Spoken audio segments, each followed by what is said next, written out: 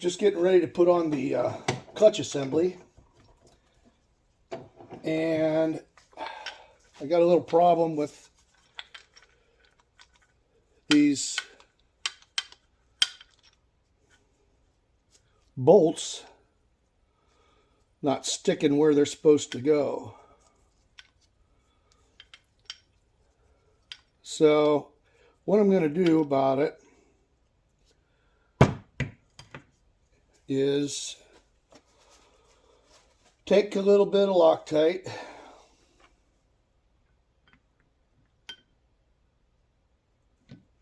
I'm just putting a drop, just a drop or two.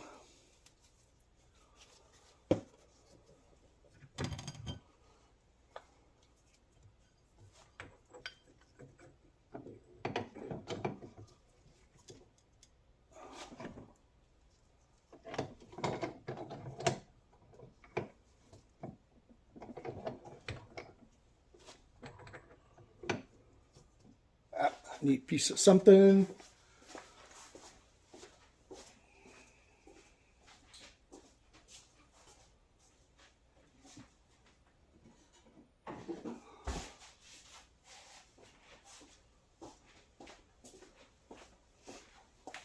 The sun wheel's touching up against the vise.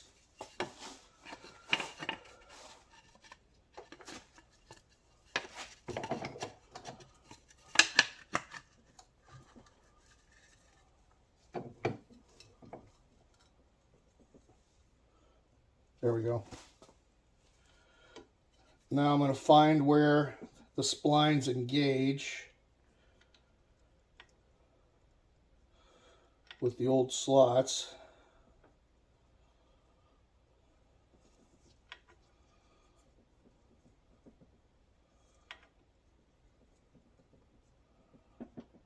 There we go. Then I got a 7/16 half-inch socket here. Seems to fit pretty well. And a couple of spacers. Come on. Just stay there long enough.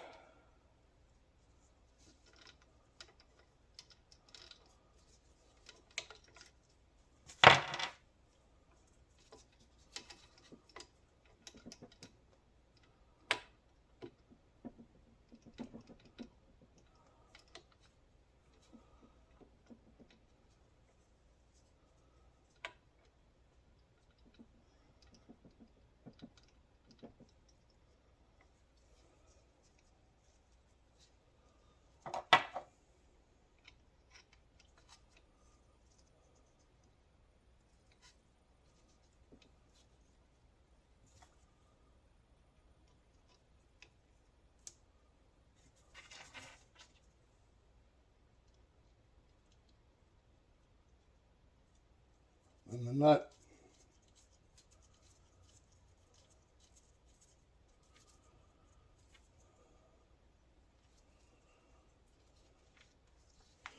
Now the goal here is to draw this in nice and evenly.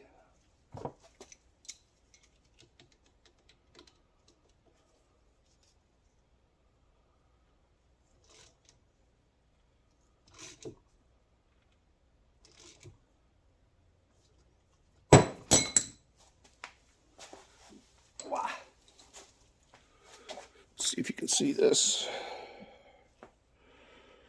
Not too well. Let me take this out.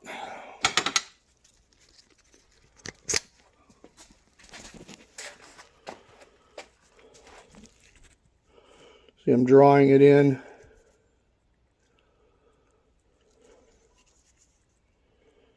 There it is, right there. And that gap there is closing as I'm doing this. I can't do it with one hand, and I can't get you a good view. I'll try here, see if I can get you a little better. All right, hopefully this is a little better and I can stay out of the way. But we're looking for that gap to close up.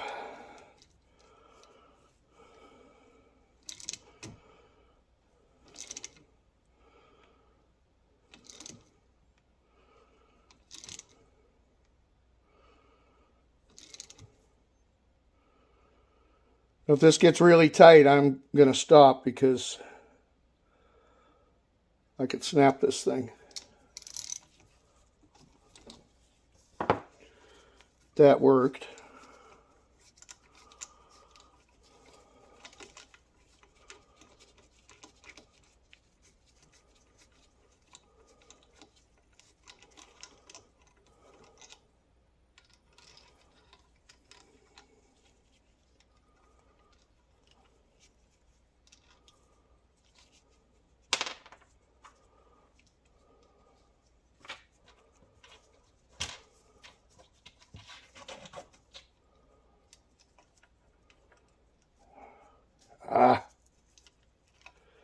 Had to go for that last washer.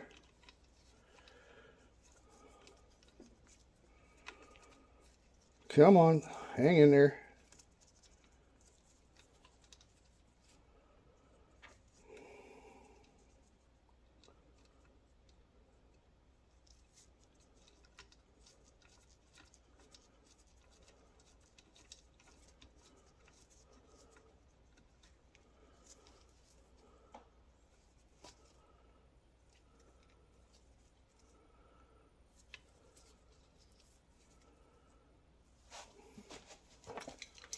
Not sure whether this one's going to stay. Whoops.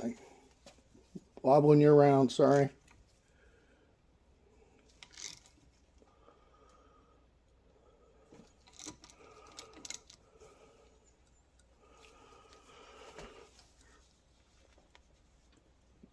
Yeah, I don't know if that one's going to work. I don't want to tighten that anymore because I could snap it.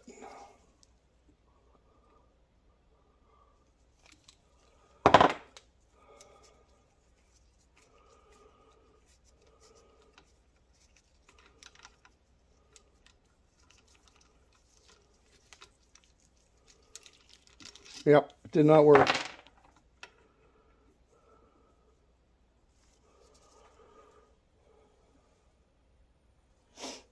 Well, for that one,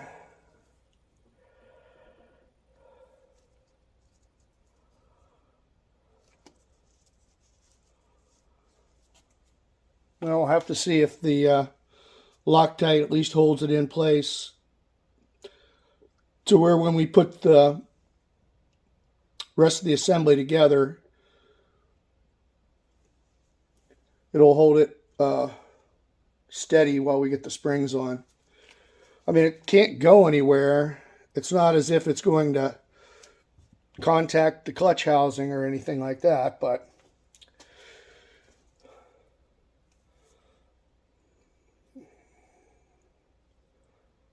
got them all but that one. All right. That's what I wanted to show you. What I'm going to do is just let it dry. I just put on my little shimming tool setup, put a little more Loctite in on it, and we'll let it set up for 24 hours or so before I try to put this thing together. And hopefully that'll hold everything in place for us.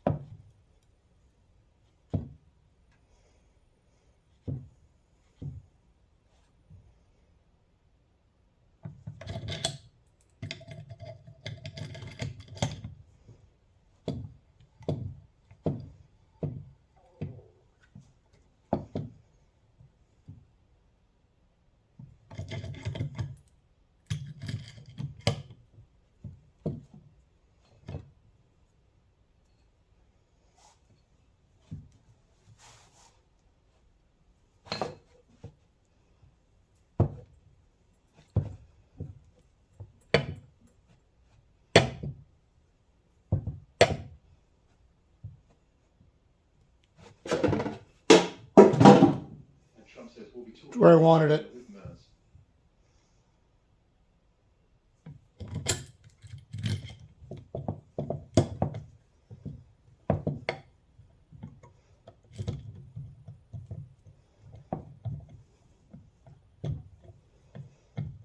Trump says we'll be going to China in a little while.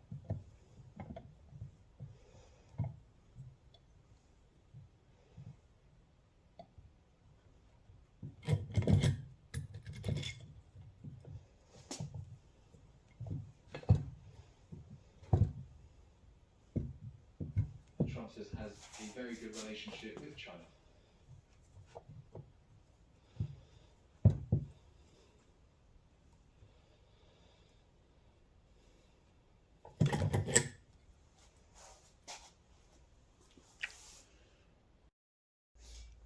She does that. She's interested in all firms' views on Iran. Well, I found one that was right. Then I had to cut one off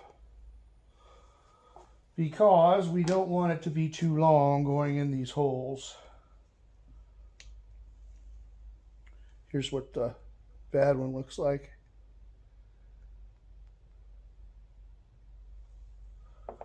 Got two of them that look just like that.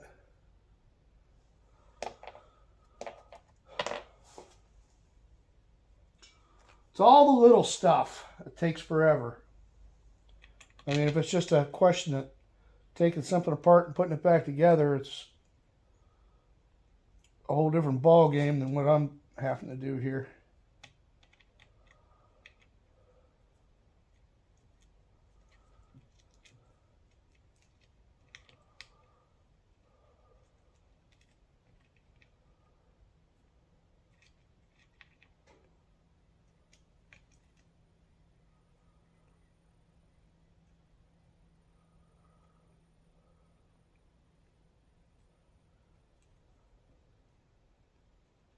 Oh, come on. Is there a burr on this? Chancellor reads in the UK has had no reason last year's US trade deal cannot be kept.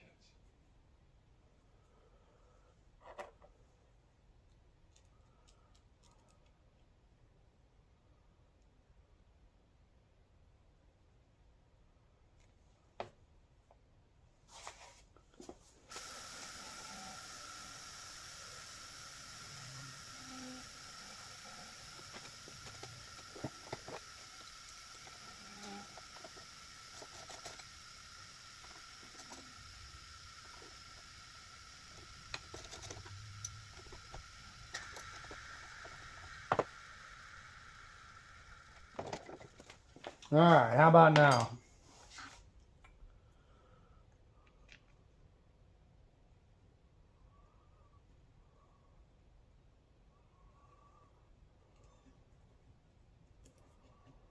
That's better. That's a bad one. That's a bad one. That's a good one.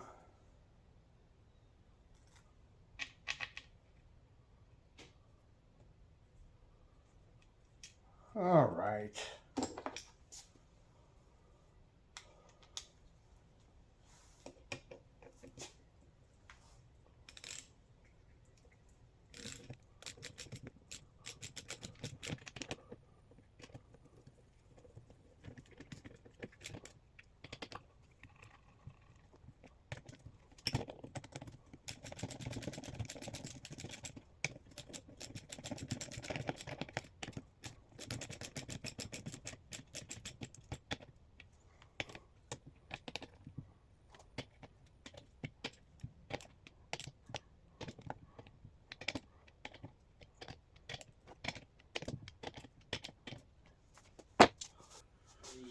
One, two, three, four, five, six, seven, eight.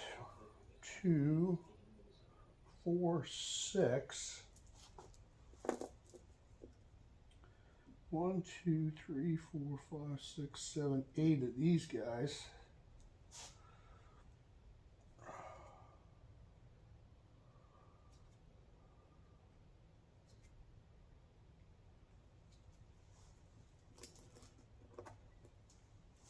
Put a couple in and make sure they stick through the casing far enough.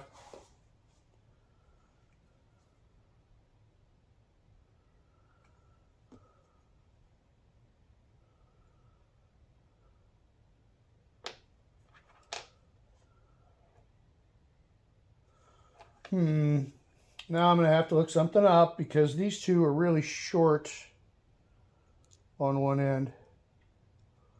And I don't remember if there's a particular reason for that or what.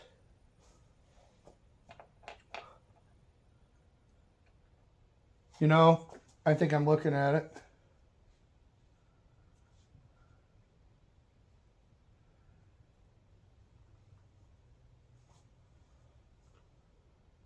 Yeah, these guys right here,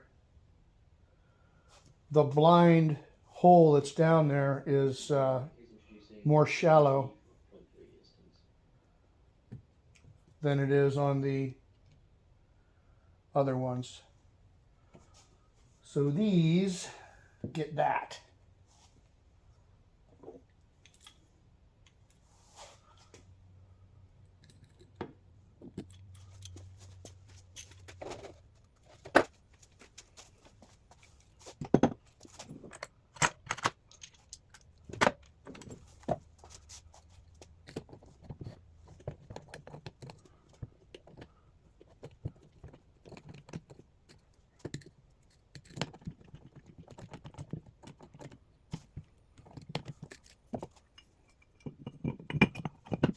Yeah, this could be plenty for. So we can know what to show you guys.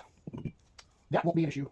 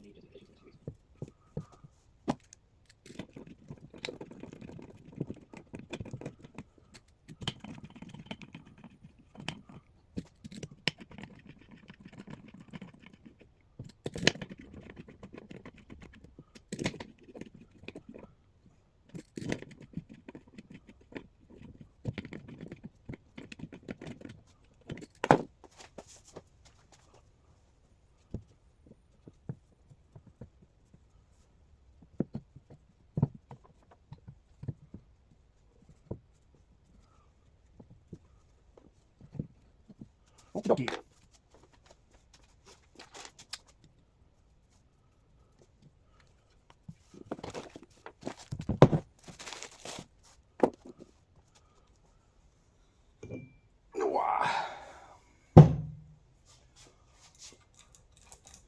So this has all been redone with the proper gearing inside and put back together. There wasn't any real problems pushing it off and back on again. It wasn't enough force to really stress the bearings at all. Easy peasy.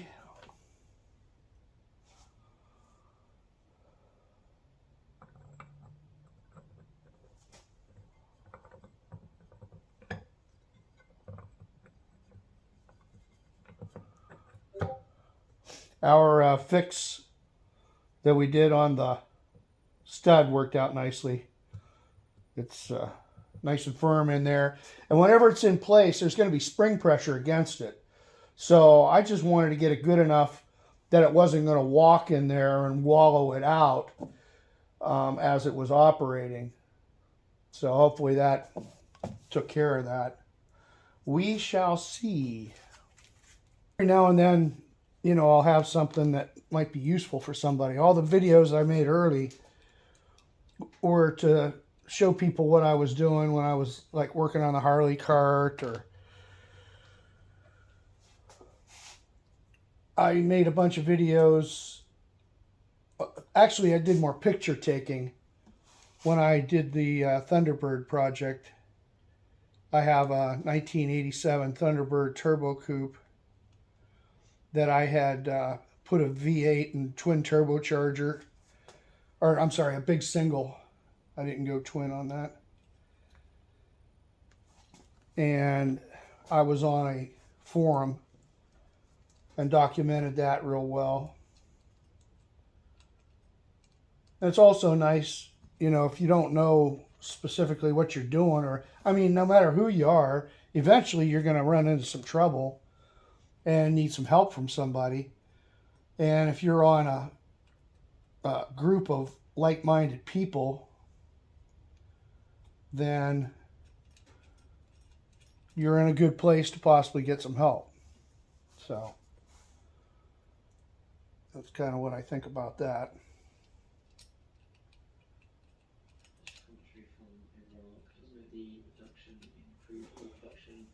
YouTube changed everything, pretty much. It's a different game now.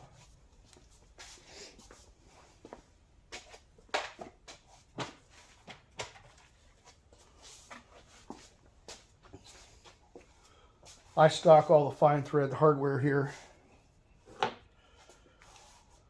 Different sizes that are used on the Triumphs. It's pretty much what I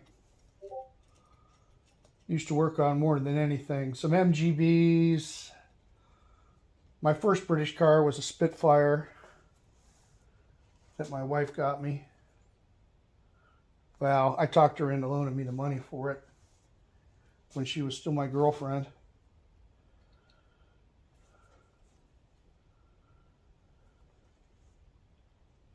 That was a long time ago. But yeah, that was a 69 Spit Mark III. Real pretty car. I rebuilt the engine poorly. I bought it with a bad clutch, so that had to get fixed before I could even drive it. And then, honestly, it was the start of me working on British cars, because I paid a shop. That's what I borrowed the money from Margie for, is I paid a shop $200 to put the clutch in. Back in, what year would that have been?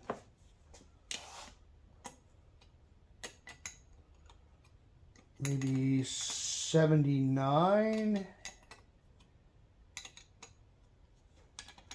Somewhere, 79 to 81 type of range. But they screwed the tranny up so bad, there were bolts falling out of it. They did not use nylon lock nuts where they were supposed to.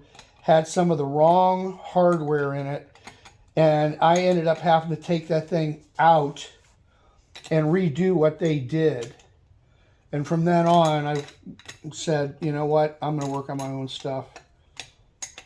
You know, there's things that you have to go to the shop for, and like exhaust and stuff like that, I just as soon take it to somebody, because, well, I hate exhaust for one thing, and if they've got the tools, you know, it's usually not that expensive to get stuff done if you go to the right place. There's a place in Warren my brother always goes to get his stuff.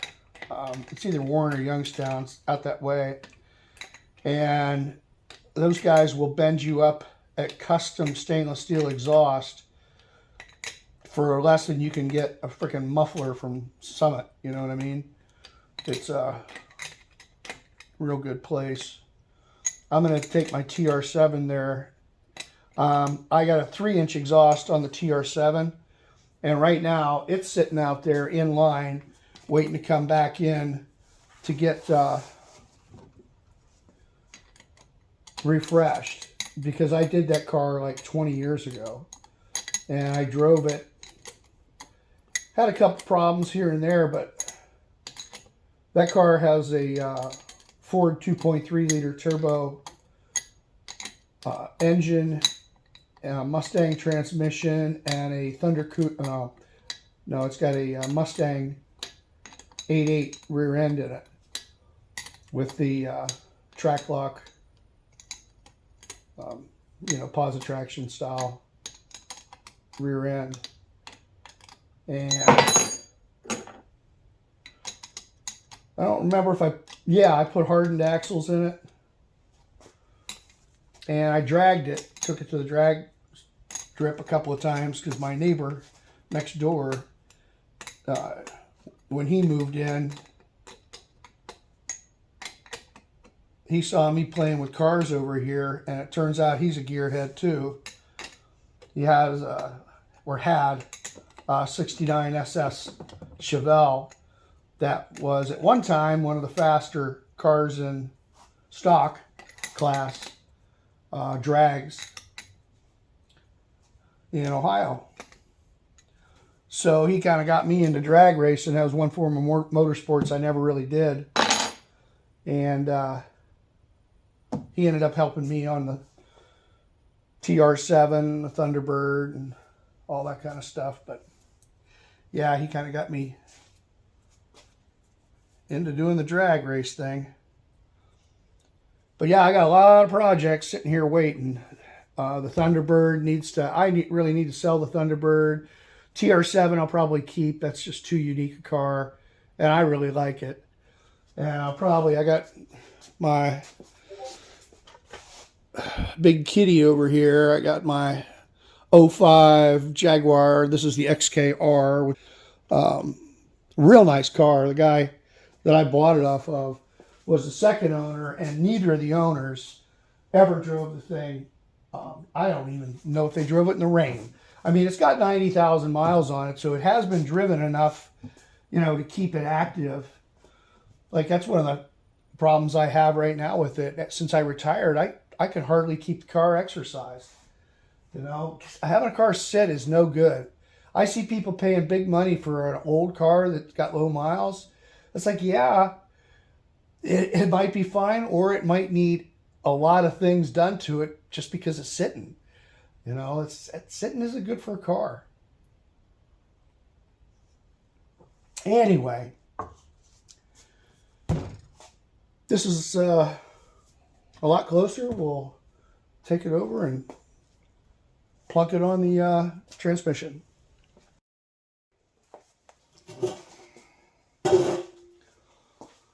Well, I managed to lose a lot of footage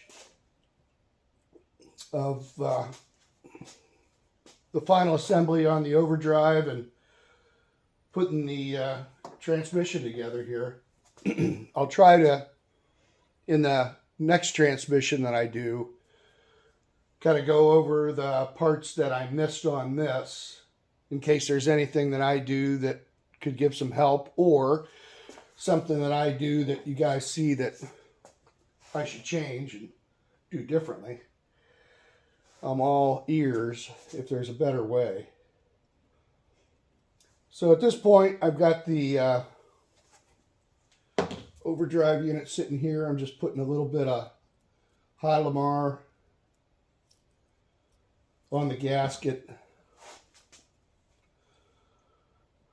Real light, thin coat. I like the Hylamar because it's easy to clean if you have to get back into it.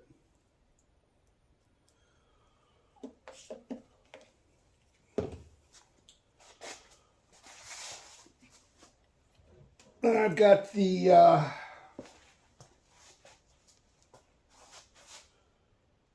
cam gear on here. The lock plate on the back is tightened down. So we'll see if this guy wants to play nice.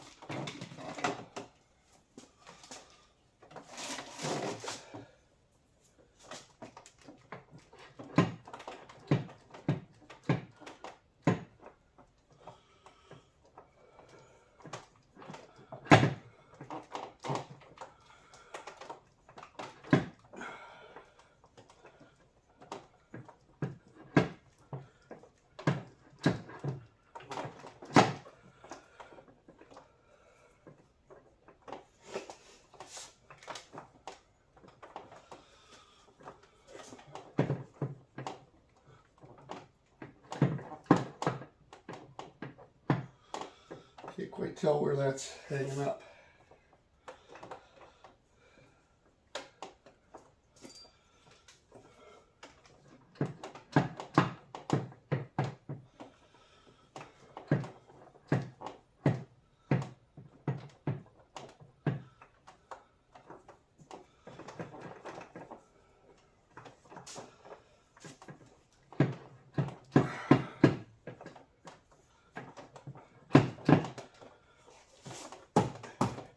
There she goes.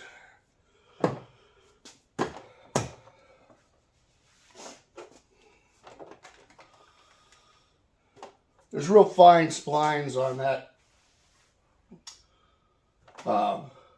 main shaft as it goes through. So you got to get it just so, and you can kind of tell by the sound of it whether you're hitting on the spline or not, and then when it is in the right spot. So now I'm just going to put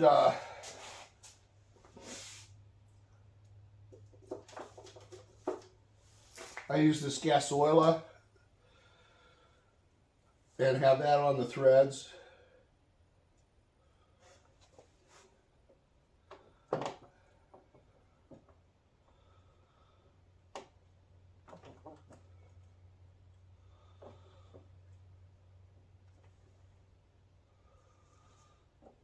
You might tell I've already had this on and off once. And the reason is because I had first, second synchro hub turned around. And I had to take the box apart again to change that. Unbelievable, but true. That's okay. It's the first time I've done one of these in a long time. I was ready to make a mistake or two. Or 3 or 4.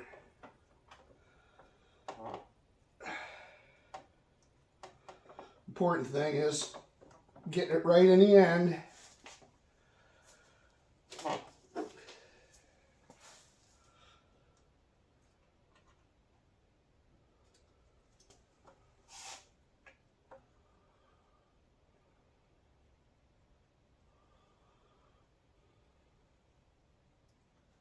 It should be a real nice box.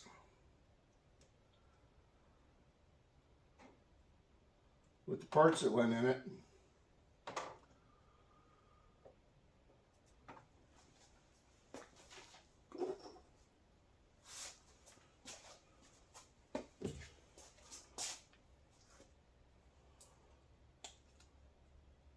This is that Gasoila stuff.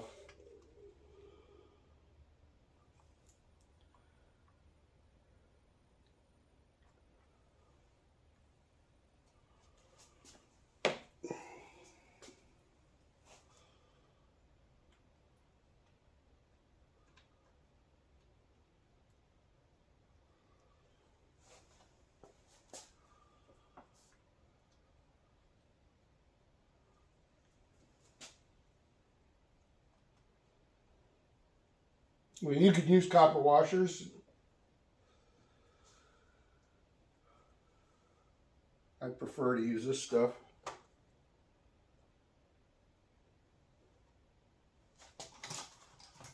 But yeah, I couldn't believe it when I had it all done, and I went to put on the top cover, and I set the top cover, and the forks weren't aligning, and I looked at it, and I said, oh, no, no, no, no. Actually, I said more than that, but that was a little discouraging. It's like, oh man, maybe you should just get back out of the garage. Are you too far gone to work on stuff anymore? But, you know, I made mistakes 30 years ago too, so. Like I say, the important thing is just recognizing you screwed something up and then making it right before it gets worse. I did take it apart and put it back together in about a third of the time that it took me the first time. So I have like I say, I got to do it one more time on that Stag box. Now I have another overdrive unit that's an A-type that's going to go on the TR250. That's the third restoration car that I have here. And I'm really kind of debating right now what actual car to start on. Because I got three choices. I've got the blue 74 TR6, which is probably going to get a color change because I have a gallon of pimento red, and I already have a tan interior that's put together with the seats redone and everything. I've got carpet, I've got door panels, I've got, you know, brown door seals, everything to make a pimento car with a tan interior. And the 74 cars are originally the what is the name of that blue? It's the light blue, Tahiti, maybe? I think it might be. But, I mean, it's kind of a cool color, but I think it would look terrible against a tan interior. I just don't think that would work. And I'm not gonna, I mean, I have a pair of black seats here, but I don't have the rest of the interior to go with it to make a black interior. I kind of want to use up that tan interior. So I'm thinking, since I already have the paint, and the blue is, I don't know, I want to sell this car. Is the blue going to sell as well as a red car? I don't think so. I really don't. You know, in the years I was doing restoration, you know, all my customers wanted usually red or green, or that was pretty much it. I mean, personally, I like white cars as well. I think of my TR6s, some of my favorites were the white cars. But yeah, so I'm thinking for that one, that's a color change. And you know, since it's a for sale car, it's gonna get a, you know, pretty high level of finish on it. I already have dashboards and crash pads and all that stuff, so that's not an issue. And then the second TR6 I have here is the one I keep saying that's going to be mine. That's the kind of the title of this series, is the 71 car, which is kind of my favorite era of the TR6. I think they're put together better then, and I just like them simpler, without the front spoiler and some of the, you know, seatbelt lockout stuff and all that jazz. I like the style of the seats with the high back buckets, fixed headrest. And like I say, the cars just seem to be more solid that were made in 70 and 71 for whatever reason. The doors just seem to shut better, and the fit on the fenders seems to be better. Call me crazy, but that's the way I perceive it. So anyway, that car's rusty, and I have all the stuff to, you know, do it right, with new rockers and floors and, you know, whatever else it might need. But I think with that one, the plan is just going to be to make it mechanically what it has to be to make it reliable, and just drive it as kind of a rusty beater. And then the 250, I've always had a soft spot for 250s. I've had many of them. I've had, what, I don't know, 4, 1, 2, 1, 2, 3. Yeah, this is the 5th one I've had. And this one is the worst of all the ones I've had. This one was actually a car I bought that was kind of in 2 pieces. The back clip was so far gone I didn't even keep it. And I got a TR4A clip to go along with the front clip, which isn't in bad shape. But I'm going to need to change the B-posts on the back clip. And what else? B-posts. There was something else. Something, I think, in the back valance that's different.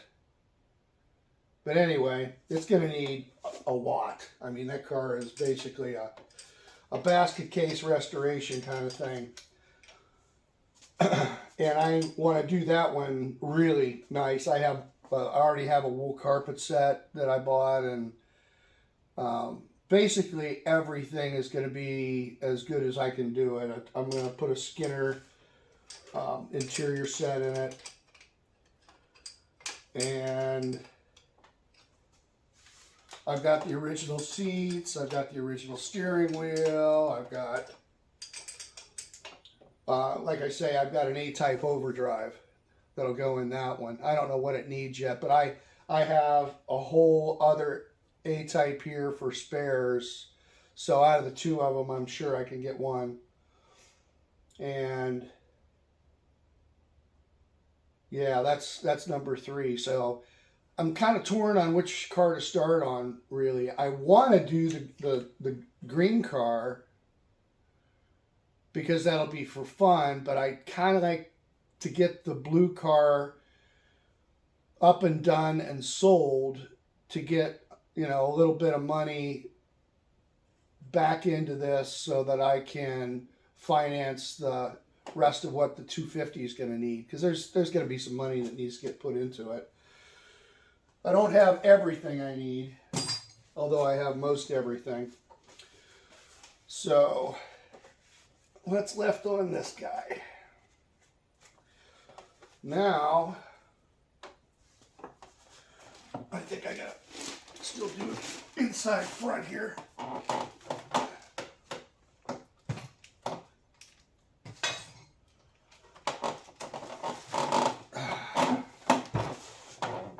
Yeah, I still gotta put the cover and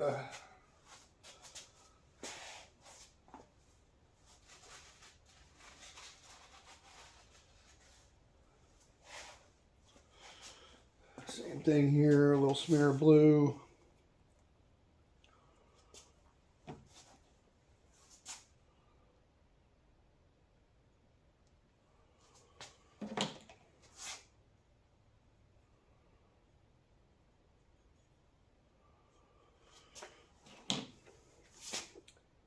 Yeah, it's kind of a good thing I lost the footage from earlier, because there was a little bit of language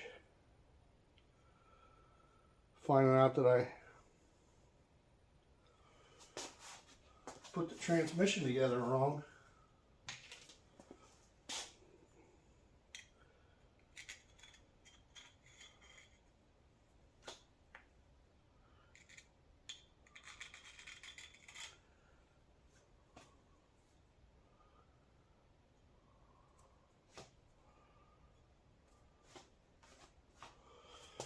All right. This little indentation goes that away.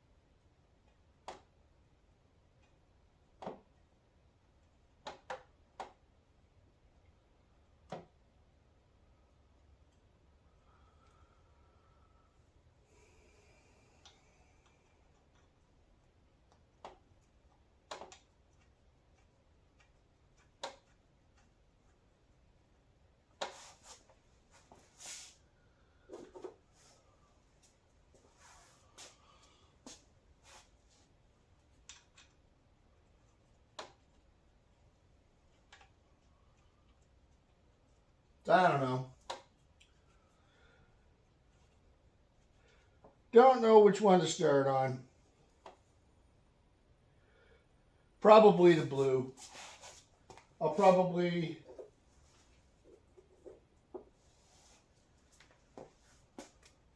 I've got the 250 behind this curtain here.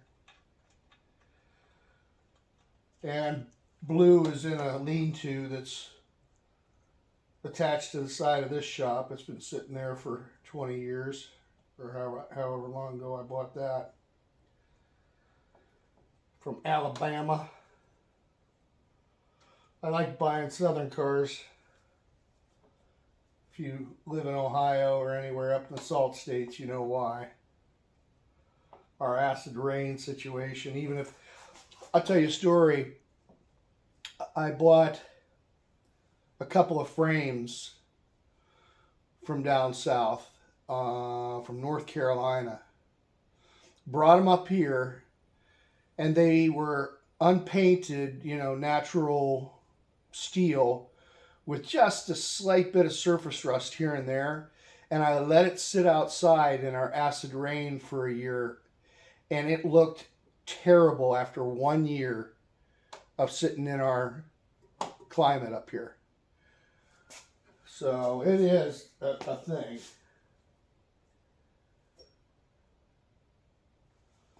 That's why, you know, people rag on the EPA, and yeah, we need to make sure that regulation doesn't stop progress, but we still need to protect our environment because it's real, and you don't want to cause health problems for your children because of your desire to get a quick buck today. Anyway. Alright, there's that. Now I gotta make a gasket here because the paper gasket came in, this was compromised.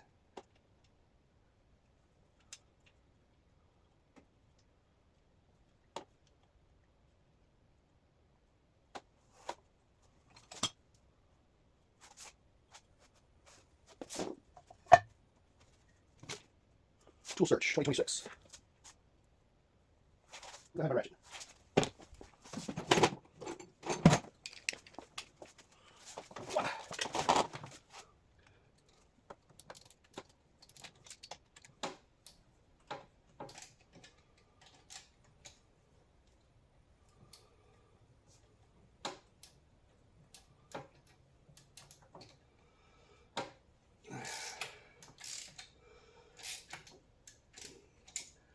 This gas oil is kind of messy looking, but I'll tell you what, it does seal threads.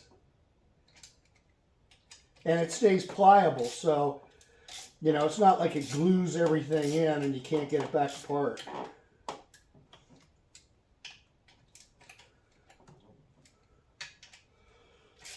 And we'll hit these with a torque wrench.